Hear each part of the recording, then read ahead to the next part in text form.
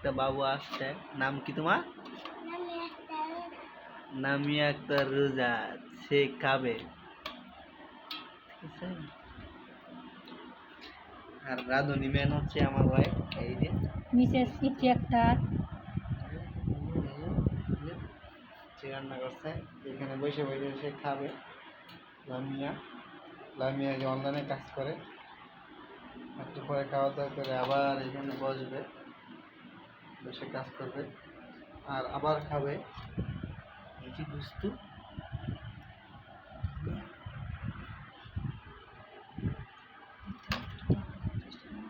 লামিয়া আজকে আমাদের বাসার দাওয়াত নাকি? বলো জি, লামিয়ার আছে আমাদের বাসায় দাওয়াত। যাও দেখি ফুল কেমন আছে।